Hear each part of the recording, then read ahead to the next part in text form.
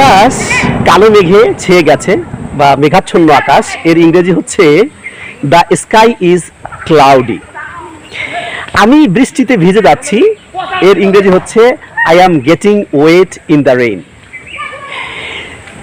বৃষ্টির ইংরেজি যদি দ্য রেইন হয়, তাহলে বৃষ্টি হওয়ার ইংরেজি কি?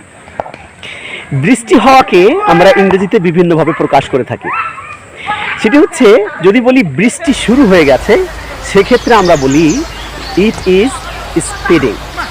যদি বলা হয় যে ঝিরি ঝিরি বৃষ্টি হচ্ছে, হ্যাঁ, সেক্ষেত্রে আমরা বলবো ইট ইজ ড্রেসলি।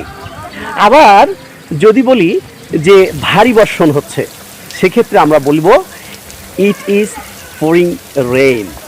আবার যখন বলি যে প্রচুর পরিমাণে বৃষ্টি হচ্ছে, থামতে চাচ্ছে না, সেক্ষেত্রে আমরা এটাকে প্রকাশ করতে পারি ভাবে ইট ইজ ল্যাশিং ডাউন। কিন্তু আকাশ খুবই তর্জন গর্জন করছে, মুষলধারে বৃষ্টি হচ্ছে, বৃষ্টি থামতে চাচ্ছে না, সেক্ষেত্রে আমরা কি বলবো? সেক্ষেত্রে আমরা বলবো it is raining cats and dogs. আমরা বৃষ্টি সম্পর্কিত কিছু ইংরেজি শিখলাম। Thank you.